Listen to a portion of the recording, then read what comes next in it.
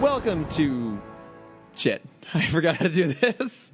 Welcome to Timm Talk, the podcast. But I start with a number, don't I? No. Do I not? I guess I don't. I don't know. No, I don't think I do. Yeah. All right, we're going to start this We're again. going to record this out of order. No one's going to know what's happening. Welcome to Timm Talk, the podcast of the DC Anime Universe, co-created by Bruce Timm. I'm Chris Lord. I'm Kermit Dexter. Why did that feel weird? I feel like that was... It felt very odd. I don't know why. I don't... It's been a long day, guys. I'm just super out of it at this point. But we are back, apparently. We're talking about Superman. We're talking about two of his best villains, I would say, in Parasite and Metallo. The two that I know. The two... Oh, God. I'm so glad you know two. Yeah. Because they reappear later in the universe. I do say the episode number up front. Oh, that is true. Yeah. We probably know that 49 episodes in. I'm really Whatever. fried. We're moving. We're grooving. We're going. We're going to keep on going here. Let us talk about news real quick, though. Do you have any happy news? I do. It's been a kind of sad week for my news. I have two bits of happy news. Should we do a happy sandwich, or should we just... Let's do a happy sandwich. Okay, so I'll start with the softer news, and I'll do my big excited news at the end. So the one bit of news that I saw this week, which I thought was just kind of interesting, so there's a new Batman comic coming down the line called Batman Creature of the Night. Okay. And I guess it's the Batman version of the Superman story that you talked about, which was Superman's secret identity. Yes, that was yeah. Yeah, so in this case, it's a little kid whose parents are murdered, a la Bruce Wayne, who then basically uses Batman as a way to try and overcome that trauma. Okay. So it seems like it's a slightly different thing than the Superman story, which I've never read. But... it's the same idea, I think. Same premise. And if you when he uses Batman as therapy, unless he actually becomes Batman in the end, then it's a unique story. I don't know. Because that's kind of how the Superman one is. It's hard to tell because the character's name is also Bruce Wainwright. Yeah. So maybe... I don't know. It sounded interesting, so I'm curious to check that out. That's like a little Batman themed news I had going on, though. I forgot I do have one happier piece of news. Okay, I'll say that for the end, because I think it'll make you excited. Okay. The sad news we had was, unfortunately, on the set of Deadpool 2. I wrote her name down because she's a really cool person. The stunt woman S.J. Harris passed away in a motorcycle accident. Yeah, I saw that. Which really sucks. She was, I don't know if you read anything about her. She was the first black female road racer. Oh, what? Yeah. And apparently she did really well in that. But yeah, there was a bad stunt accident on the set. Yeah. And it's kind of been... There's been enough shit going on in the world that it's kind of been covered up this week, and I feel like it's kind of sad that... Yeah, I mean, I got a little bit of traction I saw here and there, just because that's a pretty big movie. But it is always sad, and it's rare that happens. Right. Usually the sets are done pretty safely, and accidents do happen. But I mean, one angle I look at that is I still feel like stunt people are really underappreciated. Absolutely. I find it baffling that to this day there's still not a category for best stunt ensemble or best stunt sequence at the Oscars. Jackie Chan's been pushing for that since he started acting. Because I mean, it's a lot bigger push for that recently. Yeah, because I mean, there's all this talk they should introduce mocap as a thing, and there should be recognition for mocap, but that should just be factored into normal acting awards. This is a very specific kind of unrecognized thing that even movies that aren't big superhero movies still have stunt performances, and the superhero ones have not stunt performances, and obviously really dangerous stuff can happen, or even just simple stuff can go wrong. Yeah. But and it's also really cool when you get to recognize the stunt people. One of my favorite sequences in Scott Pilgrim, which I try not to bring up too often because I can talk you try about it real hard not to bring it up. Yeah. When Scott is fighting Evil X number 2, Chris Evans, he has to fight all in the movie. For people who haven't seen it, if you haven't seen it, shame on you. Chris Evans plays Lucas Lee, who is an actor in the movie, and he's fighting that actor's stunt team. And the stunt team is actually played by Chris Evans' real stunt team. Yeah. So you actually get to see their faces, and it's really cool. Yeah.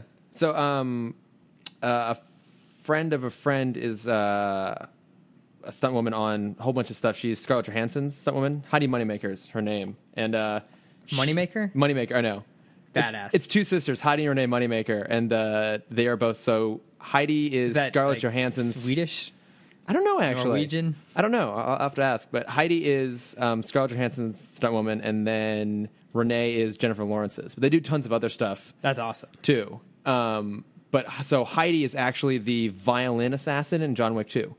Oh, cool. Yeah, so she actually gets to go and do like some on-screen stuff as well. That's always cool when you get to see that. Yeah. Because like they actually know how to fight. They know what they're doing, and they're kind of criminally we see that with the John Wick movies specifically, because those are the two stunt coordinators, right? Yeah, they were kind of stunt coordinators. Mm-hmm. Yeah, I know. They're such awesome people. Yeah, and they need more recognition. They do. Yeah. So not that it's ever good when someone passes away on set, but maybe this might help get some more recognition, some more appreciation. Yeah, maybe. I don't know.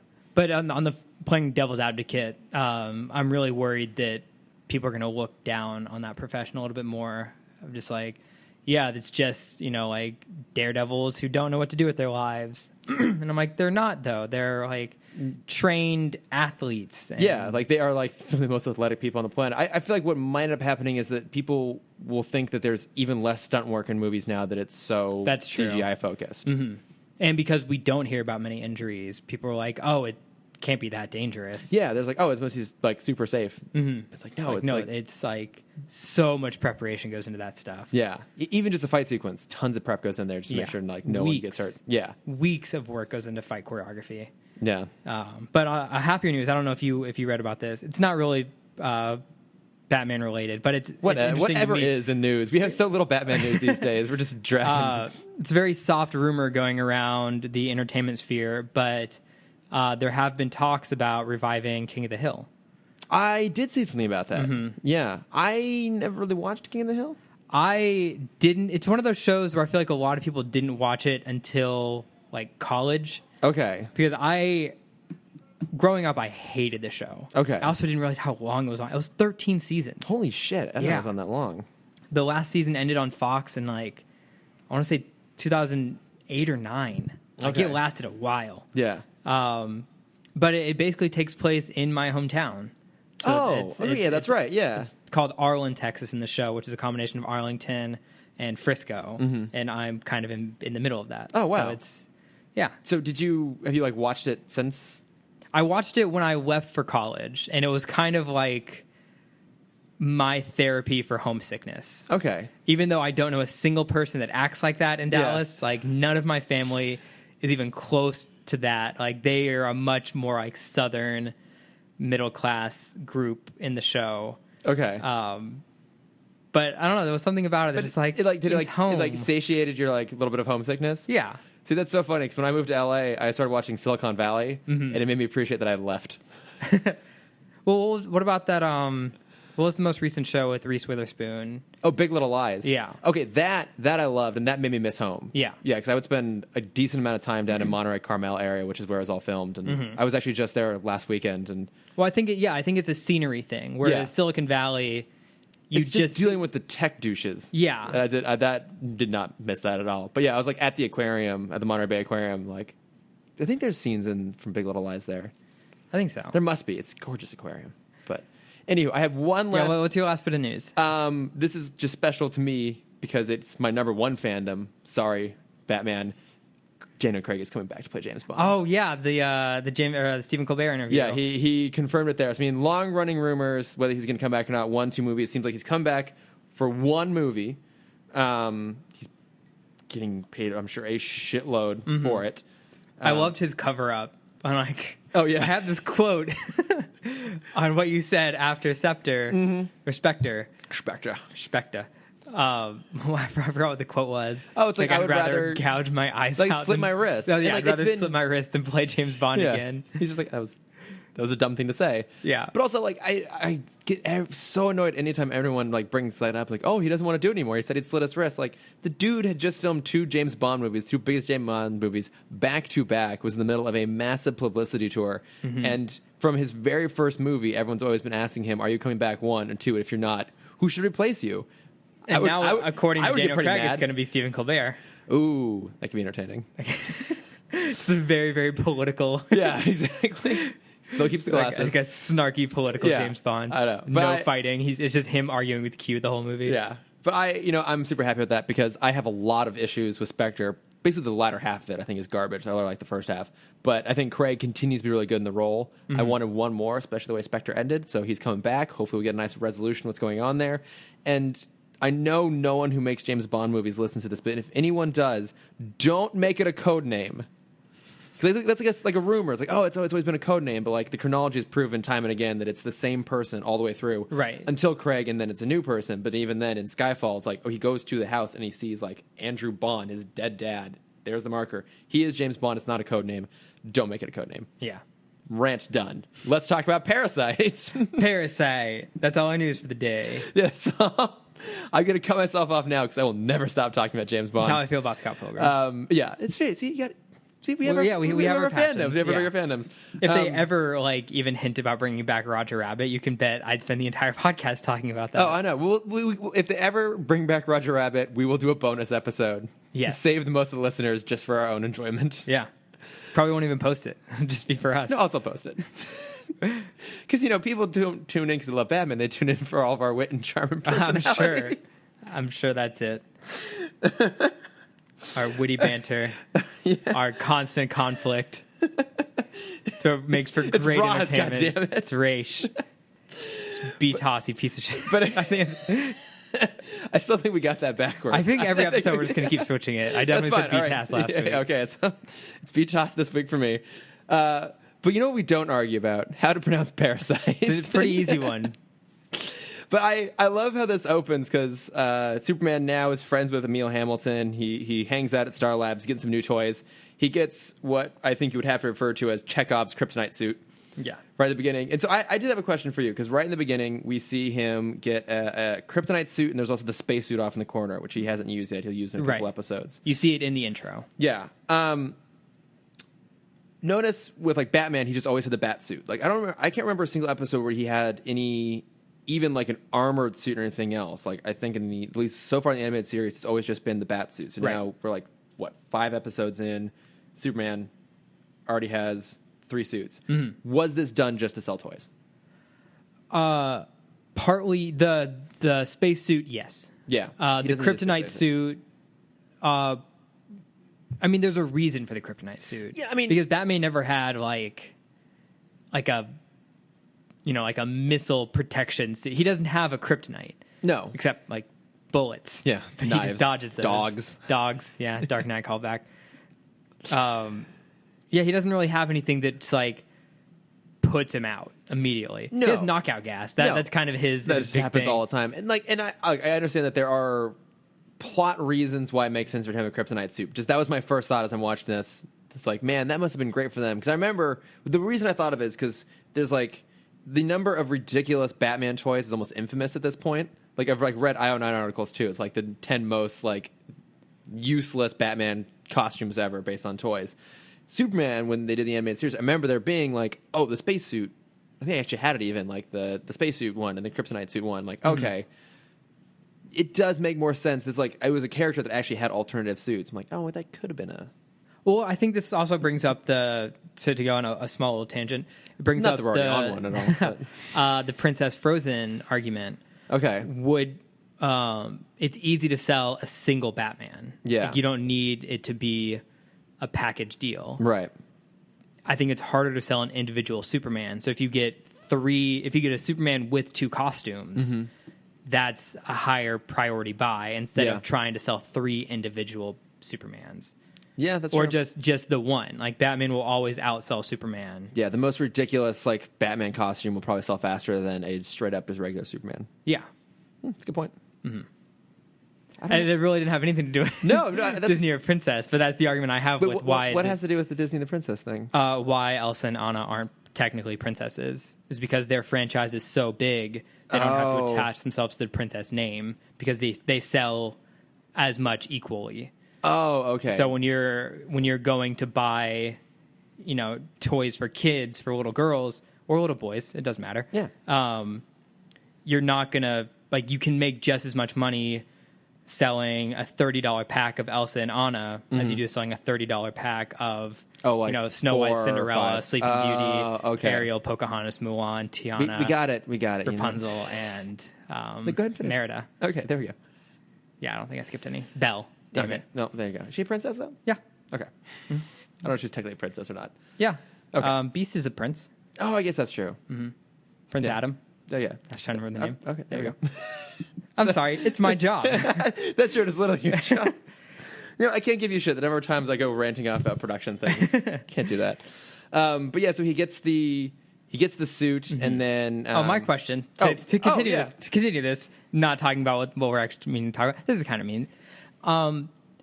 So at the last episode, Superman threw out the only kryptonite that we knew of at the time. I had thought of this as well. How does everyone already have a huge stockpile of kryptonite? Yeah. Like we saw, obviously Lex is mining for it, but there was no indication that Star Labs was going after it. Yeah, because they have a giant block. Lex has some. Everyone now also refers to it as kryptonite. Yeah. Which the only person who had done that so far was Dr. Hamilton. So And Superman specifically told Lois not to put it in the paper. Yeah. So we know that's not there. Yeah, that is a good point. I did think that too. It's like, wait a minute, didn't he throw away the one chunk? Yeah. And he chucked it into space. Yeah. Shit ain't coming back. Yeah. Yeah, I did. There's just kind of got to live with it. There's tons of it. Yeah, we're now. There's a whole planet that blew up, so they got tons of it coming in there. We're now. I'll say there was like a 2-month gap. They had to have time to build that suit. Yeah. Maybe a year. Yeah, maybe some time. Everyone's in that age where they're not going to look older if a year passes. That's true. That like mid-30s, early to mid-30s range, where everyone looks the same. Basically, the cast of Friends for the entirety of its run. For 12 years, yeah. Yeah. Okay, tangent on that too. We're doing all tangents. If you we made it 3 minutes into the episode. If you go back and the first season of Friends, they're all like 25. Mm-hmm. That just freaks me out now to think about that. Well, I made a stupid post when I graduated that I jokingly said I've now outgrown Boy Meets World, but I'm not old enough to be a friend yet. So I'm in like this weird hiatus of life where I don't know where I'm supposed to be. Yeah. Oh, that's right. You're not friend age yet. Yeah. You're still almost there. I'm almost there. I got like that 3-year gap. Yeah. I'm like season 4, season 5 age friend. That makes me sad. You're like Chandler Bing before he's about to get super skinny. That's exactly. Like scary skinny. Yeah. Oh no. So Parasite. So Rudy Jones. Yes. Yeah. He's kind of this like cowardly. He's just kind of bumbling and foolish, but he basically to pay off a debt, he's trying to help helping some guy steal chemicals. And in their haste to escape, he gets covered in this material, this purple goo, whatever, that turns him into the parasite, which of course means he can suck the energy out of people. Yeah, he sucks the life force out of people. Yeah. And I thought this was interesting because, they're still making their villains a little bit empathetic. Like, he's kind of sad, but he's just a down on his luck guy. Yeah, and Superman even brings that up. Yeah. In their second kind of encounter, he's like, all right, I get what you're doing, Jones. Like, the world has been spitting on you your entire life. Have you gotten have you gotten your revenge yet? Like, are you done being this kind of asshole now? Yeah. Like, expecting him to be like, yeah, I feel better. Like, no villain's going to be like, yeah, I'm done being an asshole. You can take me to jail now. Yeah, he did. He does kind of juke him out with that. That's true. He did kind of just turn into a dick. Mm-hmm. Like, I'd say maybe more so the Batman villains, their personalities maintain after they turn into villains. Mm-hmm. His was a big shift, but I guess at the same time, if you're someone who's used to being down on his luck and always getting stepped on, and all of a sudden you have a bunch of power, it kind of makes sense. Yeah, as a villain. Yeah. Because he's not going out to hurt anyone. No, it kind of just happens he's not technically incident. getting his revenge on this. Like, he's not going to all the people that spat on him, all of the other people he owed debt to. He's literally just going and taking whatever he wants. Yeah, because he zaps the energy out of the cop, kind of by intent, kind of by incident, and then as he leaves her be and she lives. Yeah. They even did you notice they even show the rat breathing after he sucked the Oh yeah. Yeah, even though he's been holding it for I don't know, a while. Yeah. But no one dies. No one can die. Nope. No one can die in this show. No, but I do love it too because after he gets steals the cop car, he heads into the city and he does go track down his the gangster who recruited him to try and get revenge. What weird ass S&M shop did he stop at to buy his outfit before he got there? I just thought it kind of was continuing the morph. So there was the thing I related it to, because it was a very terrifying transformation. Like, it was a very blood-curdling scream. Yeah. In Static, when you first see... So there's the big bang that happens in episode 1. Yeah. And you see all the bang babies in the hospital, because I finally remember what they're called. You didn't remember those bang babies? I said it wrong in one of the other episodes. Did you? I think so. I'm surprised I wouldn't have stopped and corrected you. I'm sorry. Any opportunity to do that. When all the bang babies are in the hospital, you see them kind of in this like melting state, especially Shade. Mm-hmm. They're in this like melting half human, half amorphous blob. Yeah. And it's a very, very similar animation jump. And so I'm like, oh, well, this is obviously the inspiration for future episodes. Oh, that would make sense. Mm-hmm. Yeah, because I mean, I like they make it a little bit more visceral. Like, so it's very similar to the Clayface transformation. That's true. Yeah, like they're setting up you being sympathetic to him early on, I think, so that when he's like kind of just a flat out asshole later on, you don't care as much. Yeah, maybe. But yeah, it is a ridiculous looking outfit. Mm-hmm. Like there are comic versions of him that don't look as quite as absurd. There are comic versions of him that look terrifying. Yeah, because there are comic versions of him that's basically like kind of like Clayface, like a skinnier version of Clayface but purple, and he just has like this massive, like a worm sort of thing. Like like a if you circle of teeth. Mm-hmm. Yeah. Yeah, he's a monster. Yeah, he's gruesome, really gruesome. Here, I mean, he's just kind of normal looking, and he's weird outfit, but.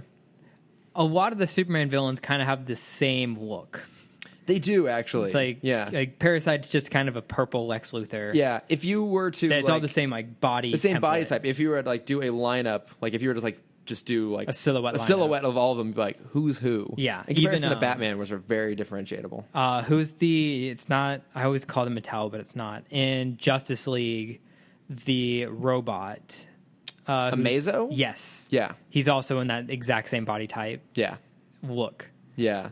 Because it is the big... It's not even that dissimilar to Superman, just except for like the cape and the hair. Right. It's all pretty much the same thing. But I mean, the same extent of Batman, I guess. I feel like by Justice League, they got really good about kind of differentiating their body types a little bit.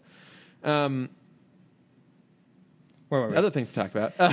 He's got the new BDSM suit. Yeah. Oh, and then he fake runs gives into up. Superman. Yeah. Yeah. He runs into Superman, steals his powers the first time. So what I liked about this is the first time we see Superman actually get like incapacitated. Mm-hmm. Right. So he's been slowed down by like the bouncy ball and the kryptonite. But this is the first time he has been like knocked out and tied up, which happened to Batman all the time. Pretty much every episode. Yeah. Do you think it works in this context? Yes, I made a point that this episode and the next episode, you see like the way you can do, because we made this joke last week where like they know where to put their commercial breaks. Yeah. Like this, like the only way to do that with him is to like actually put him in a life or death situation. Yeah. And like it's we've seen it enough now that he's this superhuman that it makes sense now that like we can finally see him start to be vulnerable. Yeah, I like it. Yeah, I like Parasite as a villain in general. Mm-hmm. Like it's a good idea.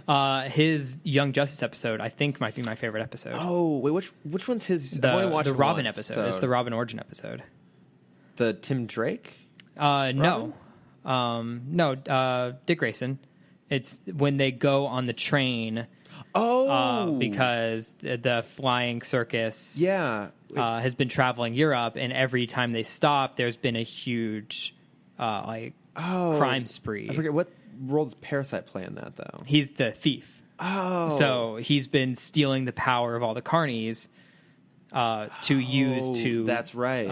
And you see, I forgot about this in the show, but you see all of the Carney members getting sick right before a performance. Oh, and it's because Parasite touches them. That's right, because I think that version of Parasite can then also shapeshift, right? Yes. Yeah, because I think some can and some can't. Yeah, that from what I read, that didn't come into play until late 90s, early 2000s. He had that ability. That gels with what I read about him, too. I think otherwise he was just like an energy sucker. Yeah, because this was 96 when this episode came out. Yes. So it would have been before that was part of his canon. Okay. Oh, that's right. Because I was looking up other versions that mentioned Young Justice, and again, I've only watched it once. It's off Netflix now, right? It is. Yeah. Oh, that's right. I texted you. Yeah, because all the Justices are gone off of Netflix. Heartbreaking. I know. That's one I would probably buy on iTunes because it's so good. Oh, absolutely. Yeah. So he learns, that stealing Superman's power or stealing Superman's energy means he gets Superman's power and his bits of his memory. Yeah. So he knows his secret identity. Because he goes and kidnaps Clark. And uses him as a battery. Yes. So he ties him up in this kind of underground lair. It's just like a sewer system. And he's like, yeah, I'll be back every 12 hours to recharge. And like, shit. Like, how is Superman going to get... Like, you really think, like, how is Superman going to get out of this? Yeah, because he can barely even muster up enough, like, heat vision to burn. Like, he can't even burn through the chains. Like, he's really trapped down there. And then, I forget, how does Jimmy... Jimmy notices that whenever Parasite's out robbing banks and everything like that, using Superman's powers, he keeps flying south. Like, did anyone check out Star Labs? And Perry's like, of course I checked out Star Labs. What the hell are you doing here? Get the fuck out. Yeah, so he goes to Star Labs anyway. Again, we have science saves the day. Yeah. Superman hears Jimmy outside, so he taps SOS in Morse code on a pipe that reverberates all the way to where Jimmy is. He finds a secret entrance. Kind of saves Superman. Until Rudy shows up, or Parasite shows up again. And I love this. Like, he knew something was wrong, so he just literally tapped Superman enough to get his memories. Like, oh, someone's here. Oh, yeah, I didn't even think about that. Yeah. I thought really he, like, used his super hearing. Yeah, no, he just, like, all he needed to do was just see, like, he just needed, like, an update. It's really cool, actually. That's cool. I didn't even notice that. Yeah. So he finds Jimmy. Superman breaks out of the chains. They get in a little tussle. Yeah, a little toss up. Yeah. Luckily, they're back in Star Labs. Because what is it, Star Labs? What thing were we introduced earlier that has to come back and play at some point? The spacesuit. He takes him to space. I mean, you can say Chekhov's spacesuit, but that's an actual literal thing. Like, no, he hides in his kryptonite suit. I love how his head just like pops up. I don't know how. Oh no, it was great. Skin it was tight, perfect. But whatever, let's go with it. You know, it's that Animaniacs timing. Yeah, like a little... I wish they had made a toy of that, where it's just like that's like the action. The head you push a button on the back, and his head just pops up. Oh, hello. That you could probably sell that at like McDonald's. You totally could. With head popping action. Yeah. So they continue their fight. They break through a safe, and this was the part where I didn't like this ending. Oh, really? So what about it? Because I mean, if I recall, so they get into a fight. Parasite rips the faceplate off, so he could theoretically like actually finally touch Superman, and then he goes to grab Superman. Superman ducks. He smashes through the safe and grabs the kryptonite. Yeah, and then he gets exposed to it. And so, what part of that, or was it what happens next? You didn't care. No. Where it kind of threw me off was when he touches the kryptonite. It looks like he's taking on the properties because he just loses. Oh, right. He just goes green. Yeah, he goes green and he kind of becomes, immobile. Yeah. And I didn't see it as like him as a Kryptonian being weakened by the rock. Because like when you see him in the jail cell, there is no rock. Yeah. It's like he basically becomes a rock, like a breathing rock. Yeah. And that's what I didn't really understand because he's not... Who's the other villain that if he touches a substance, he becomes that substance? He's in the last episode of Teen Titans. He's in the first episode of Agents of S.H.I.E.L.D., even though that's Marvel. Well, so it's the Absorbing Man is the Marvel version. And it's not Metamorpho. Is it no. Metamorpho? No. Well, I mean, Metamorpho, no. He doesn't... I know. But there is a DC character that has that ability. Yeah. I would look it up, but I don't have internet. So questions for next week. I know. We'll figure it out later. Yeah, there's a Batman Beyond comic where there's a character steals a wand that belongs to a character, and it's not Weather Wizard, but it's something wizard. I'll go because I know he's in the very last episode of Teen Titans. Okay, but I see what you mean. Yeah, because you would think the whole point is that he basically like takes on a bit of the DNA of the person he touches. So you would assume that he would just be vulnerable to kryptonite, and right? That would that's weaken what I was him. Ready for because he was already in the suit. Yeah, but then I think they had to write in some way for him to go catatonic so that he couldn't reveal that he knew who Superman was. So yeah, I will agree with you that was a little bit clunky, which is kind of disappointing because everything else had been done really, really well up to that point. Just setting him up and his use as a villain. Yeah. Did you figure it out? Matter Master? Maybe in Teen Titans he's called White Monster, so I'm trying to see like what that's based off of. Okay. Yeah. I barely have whatever. I barely have cell reception. We don't need to worry about that. I don't have internet. Someone will correct us. Yeah. Someone write to us, please. We just sit at the phone waiting for you to call. Just sit and wait. I just sit there, just refreshing the Instagram feed, refreshing Twitter. Yeah, so it ends with him going catatonic. Yeah, so my problem is like he should only be able to take on the form. He should only be able to take on the life force of kind of living objects. Yeah, which kind of says that is Kryptonite alive? And I think because I know different versions of him can take on different properties. So like the original version of him could only absorb like the energy of a person, and then later on he could absorb things like radiation and solar energy and stuff like that. This version seems like it would just be humans based or organic absorption based on everything we see. But I don't know. Maybe I forget his later episodes if they address that at all. If he can absorb anything else. Yeah. Because like I think, for example, if say Superman were to shoot his heat vision at him, I don't think he would just absorb the heat and take on its properties. I feel like it would hurt him. Would be my guess. I assume so. Yeah. I'm not 100% certain on that actually. How that all works. I agree with you because it was a little weird. Because then he touches a cockroach. And he's back in business. I got it now. Zap. So I'm curious because he hasn't been in a live action film yet. No. Like none of the like Superman actually I think has a pretty good rogues gallery, and we've had 2 villains essentially. Yeah, it's Lex or Zod. Zod. That's all we ever gotten. So, do you think Parasite would work in a film? Not a first movie. No. Like not as a first villain. No, because I feel like it depends. Like I feel like he could be introduced in like the new DCEU because it's a little bit more comic booky than like the Richard Donner stuff or the continuation of the Donner stuff.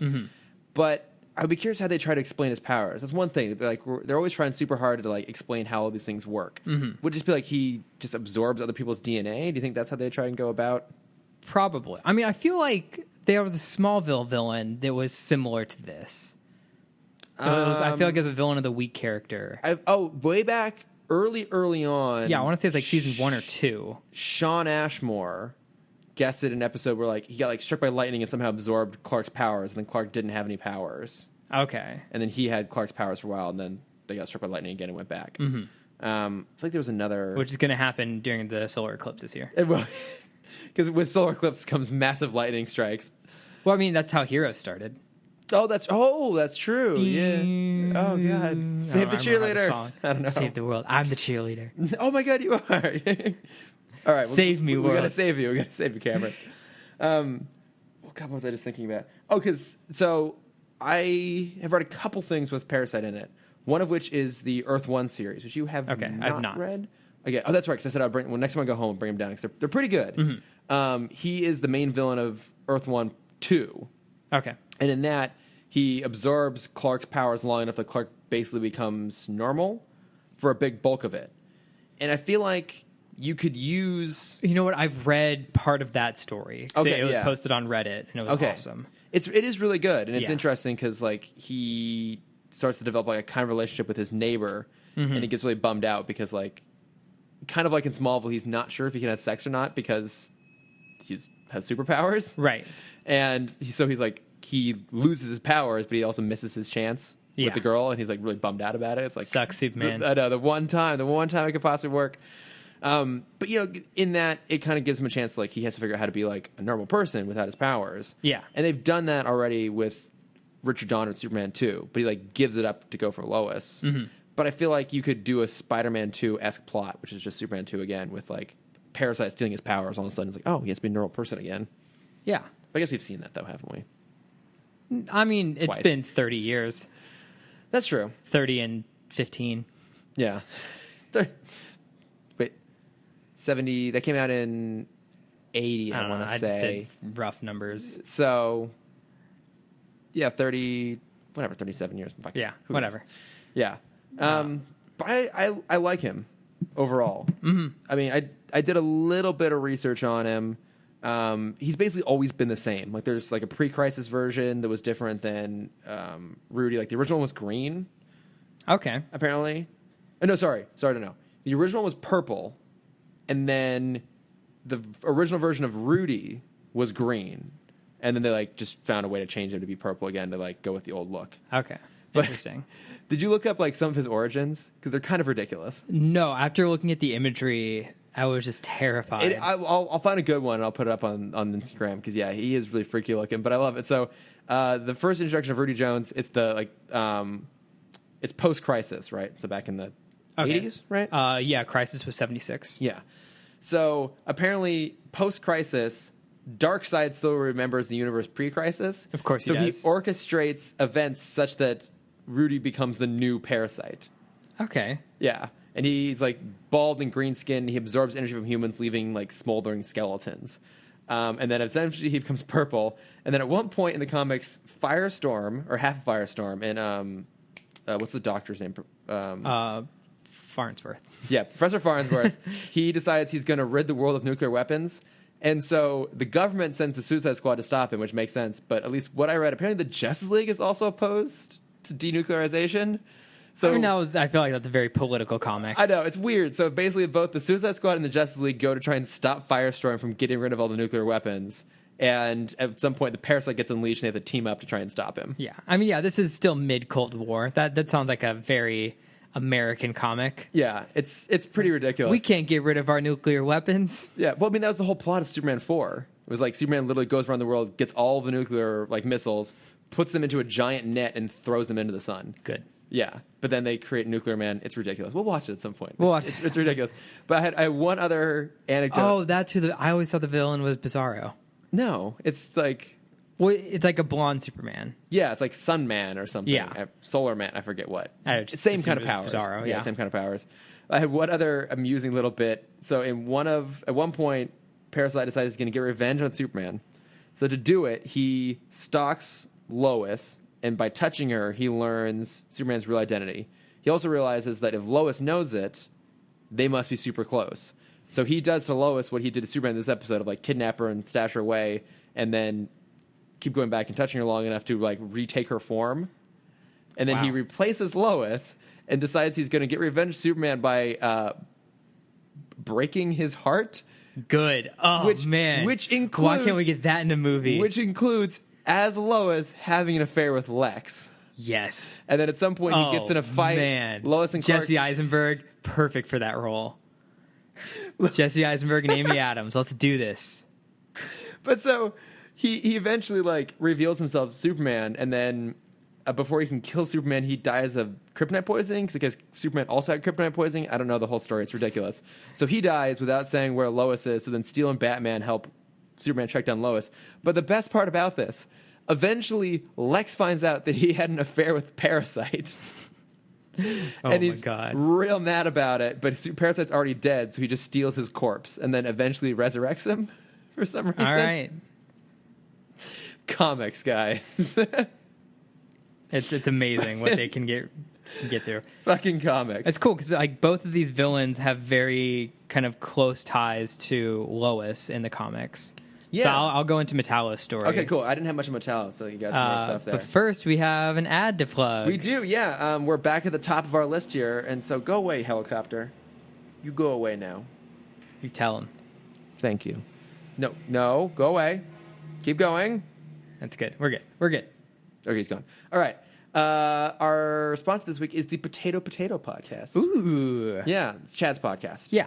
Or one of his. I think he does multiple. Yeah, he has potato, and the one where they talk about fake sequels. Sequel Squeal. Yeah. So this one, like, they just basically do like a random topic of the week, and they bring in someone to talk about it. And Chad's a very funny, entertaining guy, so go check out his podcast. And here's his promo. You like podcasts with themes and purpose? Love them. Me neither. Oh. That's why we created the Potato Podcast. You mean Potato? Sure. Great, then check out our show. Every week we have a special guest from the world of improv and entertainment. We promise we won't stay on topic. And with some help from the human bag of garbage intern Rich. We're best friends. Nope. And the voice of reason, Sam. You're doing this ad wrong. We make a show that somehow makes sense. We've been told the show's like hanging out with your best friends, but let's be honest, your best friends are kind of jerks. Yeah. So check us out every Wednesday on the Nerdist School Network. Oh, Chad. What a man. What a dreamy man boat of a man. Every time. I love Chad. Oh. Chad Fogeland. Yeah. So now we're on to The Way of All Flesh, our introduction to Metallo. I don't like the title of this episode. It's a little weird. It is. It's a little I feel weird. like this would have been better with Heart of Steel. Oh. Because he even makes that joke. I'm the real Man of Steel. Yeah. You even could have just called it Man of Steel. Yeah, could have. Oh, he's not Steel, he's Metallo, isn't he? He is. So, because Metallo is this whole other thing. So, I mean, this this is the pretty consistent origin of Metallo, which is that he's dying of something. Sometimes it's orchestrated like it is here. Sometimes it's just natural causes. But I tried to Google if this was a real what did he have disease. He had, I wrote it down, hold on. Roscoe's retrovirus.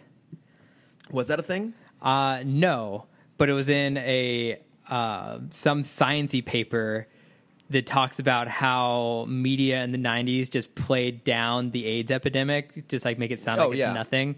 So it's basically he had AIDS. Oh, okay. I thought it was something he picked up from going to Roscoe's Chicken and Waffles. No. But actually, all you pick up there would be a big smile. Yeah, exactly. Yeah. Sponsor of the week.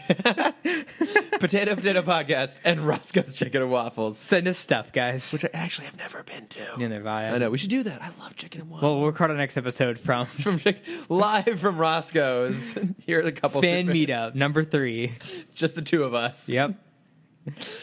And so, yeah, he is dying of the disease, and he has a benefactor while he's in prison, Lex, obviously, who's keeping him on all these nice things. And so Lex has a new offer to him, which is basically they're going to transfer his consciousness into a robotic body that's also going to have like a hardened skin suit thing on the outside. That's also kind of made of Metallo.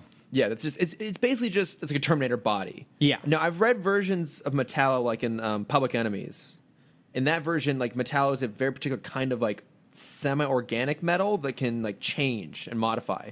So like if he gets like shot with a missile and blows up, like the metal will kind of Terminator 2, but not like liquid. Like it'll kind of it's still chunky and mechanical. But like he like for example can like grow a dump truck arm and like dig stuff up and stuff like that. I don't know if that's all versions or if that was just that. I don't know. I didn't, but it's a cool way to do it. I mean this is a little bit simpler, but it kind of makes him a little more visual. But in this sense, he's basically just a Terminator through and through. So. Yeah, and it's kind of sad because like you mentioned humanizing the villains, and with this one, it's kind of hard to humanize him because he's just kind of bad all the way through. Yeah, but you really see him lose his humanity through this story of like every sense he realizes is gone. Like he tries to smell the flowers and he can't smell anything. He tries to what was after that? Tries to taste something. He can't taste food. He can't smell flowers. He tries to kiss Lois, and he can't like feel anything because he's not human anymore. He's just a brain. And like we see in studies, like sensory deprivation in long terms can cause people to go mad. Yeah, it was interesting. They kind of did his sympathy in reverse. Yeah, he starts out like he's not really likable at all. I mean, he's voiced by Malcolm McDowell, so he has a charm to him. I scrolled through his IMDb just very briefly before coming here. He has minimum 15 projects going on right now. He is like you have to scroll down to see the first thing that's already out that he's in. I know he just does everything, and he's it's always unbelievable, delightful. He seems like one of those guys who will do projects because he thinks it'll be fun. I mean, he probably also does it for a lot of paychecks too. Yeah, and why not? But he doesn't. He's one of those people where I don't think he cares about like being high up on the billing. No, and I think he'll take on the small roles. Yeah, and he seems to have fun with them too. It's not like he like takes the paycheck and phones it in. He like actually like. Yeah, he's good. Like he's really good in this too. Like he's a great voice actor. It was Roz's son. We were talking about it last time. We couldn't remember who. Like not Dent or something. Not Dent. That's Harvey, obviously. But in the Showdown episode with. With Jonah Hex. Back in BTAS. Yes. BTAS. Yeah, with the Jonah Hex episode. Yeah, he's the villain in that. I was trying to remember where else we had heard of him. So, and I scrolled through the IMDb. Jeff Bennett's in this episode, but I couldn't place his voice. Jeff Bennett. Johnny Bravo. Oh. Yeah, he's a bunch of other stuff, but that's what he's most famous for. Okay. Oh, that's awesome. He's one of the kind of those early 90s voice actors that's pretty much everything in the 90s. Okay. But yeah, he's most famous for Johnny. Oh, see, I did not know that. Look at the things you learn. The things you learn. I did a lot of cartoon research this week. We don't do that enough already. Right. So he goes through the surgery. He becomes Metallo, and his power source. Oh my gosh, his power source is a Kryptonite heart. Yeah. Because now we're starting to figure out that Kryptonite can do other things beyond just hurt Superman. That it is an energy source as well.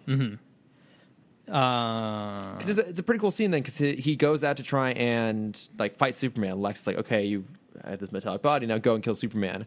So he goes like cause enough havoc at a train station to catch his attention. And I love it because he's kind of got a bit of a Steve McQueen Bullet look going on. Have you ever seen Bullet? I've not. Okay, yeah. I mean, it's a really good movie beyond just the famous car chase. But yeah, so like the turtleneck and like the brown leather jacket and like the hair, the sunglasses. I think I didn't read confirmation of this, but they were definitely going for a bit of a Steve McQueen look there. It's pretty awesome. Right before that scene, Lex has a line, and I want to ask you: is this super cheesy or super cool coming from Lex? I feel like it's super cheesy. Okay. But before they leave, Lex is like, "Go kill Superman. I have to go get to a lunch." Yeah. And Metallo kind of looks at his hands like I haven't eaten or had anything to drink since I got the surgery. Like why aren't I missing anything? Yes. And Lex says, "You should only hunger for power and thirst for revenge." I'm like, what does that even mean? I loved it. I mean, it is super cheesy, and like this version of Lex can kind of get away with it. Yeah. Okay. This relates to a question I had about Lex. Is he just too evil in this version? Like, so far, all he's doing is just trying to, like, make money by being evil. He's trying to kill Superman. He's always hatching all these plots. He is kind of one-dimensional. Like, we have yet to see a sympathetic side to him. Or I was trying to read into it a little bit, and I think it's one-dimensional because, like, whenever... Lex is one of those powerful people that whenever someone has been in his way, he's just had to kill them and they're gone. Yeah. Like, he's never had to actually go through all this work to stop someone in his way. And so I think we only see him in one-dimensional because that's the only side we've seen of him so far. Yeah, because I feel like when we get to Justice League, he's more interesting. And like, he actually has more kind of to do, and his schemes kind of get bigger, but within it, there's more going on. Maybe that's just it. Maybe we only got like the surface level of him, and it'll get deeper as we go. But I seem to recall this version of Lex being more interesting than he's been so far. But he works really well as a villain. Yeah, he does. So, what was I just thinking? Oh, yeah. They were on the train. They get in a fight. Him and Superman get in a fight. They're pretty equal on strength until Metallo opens his chest and he gets hurt by Kryptonite. And then, Superman ends the fight by hopping into Lois's car and just hitting Metallo off the freeway. Yeah, it's great. Yeah, but then he goes back to Lex and it's like, hey, where are the adjustments that are going to make me feel again? Human, and the professor's like, no, like, you're the one who needs to adjust. It's never coming back. And so then he's not. Kind of goes on a rampage. Not happy with that. Yeah, because he goes after Lex. He goes after Lex's yacht. We have a very cool scene done in silhouette where he rips. It's almost a Two-Face scene. Yeah. Where he rips off his prosthetic skin. So you half of him is normal character, insert character's name, I already John forgot. Corbin. And then half is Metallo. It's a cool look. Yeah. It's almost, but not Cyber Superman, but what's the Cyborg Superman? Cyborg Superman. Yeah, a couple letters off. Cyber Superman, the one where they just loaded his consciousness into a computer and he went and played Tron. Yeah, he was in that Scooby-Doo and the Cyber Chase movie. Yeah, still less ridiculous. Superman Red and Blue. And I love seeing Lex on a date. Yeah, because he's totally just like a playboy. Yeah, because the girl's like, "Oh my god, it's so big, isn't it?" It's like, "Yeah, it's the most expensive yacht you can buy," or some. Of course, it is some crap. Like I did feel there was a moment when Metallo was or when Superman and Metallo were fighting on the yacht and like smashed through the main level. It's like, oh no, the yacht. I know it's beautiful. So nice. It's a beautiful yacht. Yeah. So he basically Metallo is asking Lex to help him. He's like, okay, fine, I'll help you, but let's get away from here. And then Superman shows up, and so Metallo fights Superman. But eventually Superman's like, I'm not the one you should be mad about. Like, Lex is the one who killed you. Like, he shows him the evidence. Like, he gave you the virus, and he put you in this body. So then Metallo turns on Lex. I love that whole dynamic there. Oh, absolutely. I don't have much to add to it. No, I mean, because Metallo tries to kill him with like the sample of the virus, and he doesn't quite get away with it because Superman's down in the hold of the boat and sees a whole bunch of spilled gas tanks and just like, I'm gonna light this fucker up. he takes the Batman way out. Yeah, just like I hear this guy in Gotham just blows up all these chemical plants. Let's just burn it. Let's just take the whole thing down. Yeah. So the whole boat blows up, and Metallo and Lex get thrown into the water, and then Metallo can't swim because he's just a robot. We can't float. He can't float. Thank you. Yeah, we can't swim either. Yeah. I mean, you can walk on the bottom of the ocean. Yeah, exactly. So down he goes, and then there's a really cheesy moment where like Lex is trying to outrun a shark. Yeah, that was great. And you can, I don't know why they did that. It was kind of silly. But it does have a really cool final shot, though, of Metallo literally walking across the bottom of the ocean back in to Metropolis. And Superman has just told Lex, like, if he comes back, I'm not the one he's coming after. Right. I don't need to be worried. Yeah. Which is, it's kind of cool because now, so we've had 3 villains introduced. Mm-hmm. One has gotten away, Toyman. Yeah. One is catatonic but in prison. Mm-hmm. And now one is temporarily incapacitated.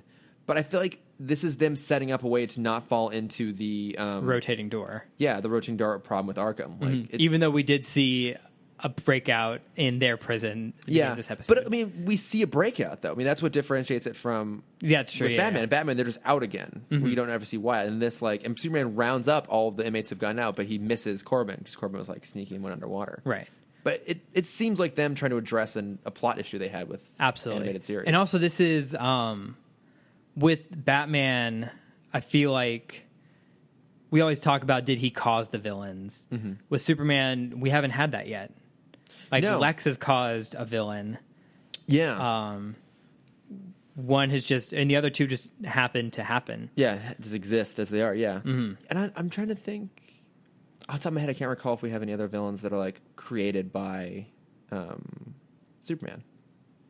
I don't know. I think just kind of Brainiac, maybe. But that's not really created by him. Mm-hmm. I mean, it's created by his race. It's created by the Kryptonians. Yeah, but it's not like Superman is directly responsible for him. That's I true. I think Brainiac might be our next episode. Ooh. I'm trying to remember because we're gonna have to go out of order because there's an odd numbered 2-part with Lobo. Lobo. So like, I think in the coming weeks we get Brainiac, Lobo, and then we get an episode with Lana again. Lana. Yeah. Lana. But yeah, you said you had some little tidbits on Metallo here. I had a very bizarre story about Metallo from the Silver Age. Bizarre comic stories. Oh man, and similar to your story. So Metallo has actually been around for years. He first appeared in 1942. Yeah, there's a kind of power suit, right? I think it's basically like an evil Iron Man. He's a scientist who makes a metal suit to go and steal things. Yeah, that works. And that was his story until the Silver Age, where, let me see if I can find my notes. So he was a journalist who just kind of on the side was a petty thief. Mm-hmm. And one day he has an informant that knows about his thieving side, so he goes to murder the informant. Oh my God. And he's like, he's so proud of this. Like, he's never going to get caught for this. He's so proud and so kind of boisterous that he drives his car off the road and breaks every bone in his body. Unintentionally drives off the road. He was like, I'm invincible. No one can stop me now. And so a doctor finds his limp body and replaces all his body parts with metal. Yeah. But before Kryptonite, it was very 50s style. It was powered by uranium. Of course it was. But what was crazy about it is like so kind of like Iron Man's heart thing. Arc reactor. It burns out. Mm-hmm. The uranium pellet, very poorly designed, could only last 24 hours. So he had to constantly be stealing uranium. I'm trying to remember what the half-life is on uranium. It's something crazy, but sure, yeah. So the story goes like the uranium plant right by Metropolis has been broken into multiple times, and like, oh, this is definitely done by a robot because no human has the strength to do this. Yeah. And also, there's like a weird story about Superman and Metallo getting in like this handshake fight to see who can grip harder, because it's a Kryptonian versus a robot. Yeah. And Clark had to like fake being hurt because his grip was so strong. So the crazy Lois part is Lois is attacked because, like I mentioned last week, she screwed over someone in an article. So someone was shooting at her. Of course. Metallo steps in front of her because he also works for the paper. Mm-hmm. He steps in front of her and the bullets bounce off of him. So instead of thinking that he's the robot, she thinks he's Superman, and he goes along with it. So he buys a Superman suit, or I guess he makes one. He shaves off his mustache and he acts like Superman. Oh my God. We've already learned that Superman can have a mustache now, can't he? He can. So only if it's digitally removed. Yeah. He can have a mullet, no mustache. Yeah. And so, while this is going on, the doctor had a stroke after he first met Metallo. And before he told him what the real power source, like uranium was just a temporary power source, and before he could get the rest of it out, he had a stroke. So he comes back, and he's like, "Oh yeah, the real power source is kryptonite that'll keep you powered forever." So he plans a switch. So he's going to trap Superman and kind of lock him up and basically kill him. Okay. And he was going to take over as the new Superman. Okay. So what he does, he follows this trap. He sets up a kryptonite trap for Superman. When he's trapped, he gets the main chunk of kryptonite, and then he's going to go to Lois and kind of surprise her in her apartment. But what we find out is the kryptonite he stole was fake kryptonite. Oh my God, of course it and was. So his power source dies, and he dies in Lois's house. Does she think he's Superman when he dies? Yes. Oh my God. And then Superman comes and like tells her the whole story. But like, what a crazy adventure that was. What the hell? I would love for that to just be a single issue. Yeah. Like, I want that to be a whole arc, Just but at one- the same time, just like all of that in just one that whole story. that one issue. Like so you can 20 have it. pages. So you just have it. Everyone's up bringing it out. I'm like, let me go through and flip through this beautiful Metallo storyline. Yeah, like that's so much story to go through in 20 pages. Oh my God, that is fantastic. Yeah. I feel like with Superman's villains, especially, some of them are kind of outlandish. So, and the writing was even more ridiculous back in the day. So we're gonna find. I feel like a lot of these villains, we're gonna find some of these stories. Just like, this is the most absurd thing ever. Oh, that's so fantastic. I though. know. Fake Yeah. kryptonite. I hope whenever they finally bring Metallo into the DCEU, that's the storyline. That has to be the storyline That they go has to through. be it. And they'll do the Parasite one where he fucks Lex. Yeah. We'll have 3 Supermen, 2 Supermen and 2 Loises. Yeah. Oh my God, which one's the real one? I have this kryptonite bullet. Who do I shoot? Batman, just don't shoot the gun. Yeah. Use your detective skills. Yeah. Here, Lois. Understand that they're not evil. Lois, give me that. I'm really comfortable with using guns. I got this. I got this. I'm totally fine murdering people in cold blood. But yeah, that's all my Metallo news. Oh, that's fantastic. So I guess at this point, little bat plug action. Any plugs? Yeah. What are you? What am I watching? What's your stuff watching, this reading, week? listening to? I started rewatching a show that I haven't thought about in years. It's called American Dragon Jake Long. I don't know. But that's the live action one. No. Okay. It's a Disney cartoon that a lot of people kind of forget because it came kind of in the middle of the Kim Possible hype. Okay. And it was also when they were in that weird transition of like trying to move their more action-oriented cartoons to another channel. Oh, okay. And so it was kind of forgotten, and this weird art style switch halfway through. But it's a great show, amazing voice cast. It's the main reason I watched it or am watching it is Dante Bosco and Mae Whitman, who are Zuko and Katara and Avatar, play the lead 2 characters in this show. Okay. So it's and you know they don't change their voice for their show for their acting. Yeah. So it's just like when I'm not paying attention, I'm just watching more Avatar. Aw. Like the side story of Katara and Zuko, and it's nice. And also the dog sidekick is played by, oh my gosh, Bender, John. John DiMaggio. DiMaggio, thank you. Oh, God, DiMaggio's always so great. Yeah, he's amazing. Poe the dog. For the dog. Oh, that's fantastic. Yeah, and it's not a great show, but it's just fun to go back and rewatch. Yeah. But yeah, it's kind of all I've been doing. Oh, okay. What are you watching, listening, reading to? I got a recommendation today, actually. Ooh. Really enough from Dan, who was installing my internet at my new apartment. That's why I don't have internet now in my current apartment. But he was wearing a Spider-Man shirt, so we were talking like Spider-Man the movie. And Nice, we were just nice. like nerd chatting for the half hour he was there. It was awesome. And he mentioned this YouTube channel, Bat in the Sun. Do you know it? Mm-mm. So they do a whole bunch of like pop culture versus things. So they do like Wolverine versus Predator or Oh, is this like the super well done animation? yeah. Okay. Some of it's I think some of it's computer animated, but the stuff I watched was live action. So They did the Darth Vader versus someone. yeah, I forget who, but they had like Master Chief versus Captain America, and I haven't watched all of them yet. But one of the ones I did watch was Wolverine versus Wonder Woman, and it's Okay. actually really, really good. Like the guy they got to play Wolverine, like he's a little bit cartoonish. Mm-hmm. He kind of looks like he was like pulled from a porn parody and put into this video. Perfect. That's all I want. But yeah, I mean, like the costume is pretty cool, and like they actually spend some time at the X Mansion. And all looks really good, and then he ends up at Themyscira and fights Wonder Woman. And I'm assuming it's a stunt woman who they have for Wonder Woman because like the fight scenes are incredible. is just a spot on Wonder Woman. Like, awesome costume, totally looks the part, does all the lines great.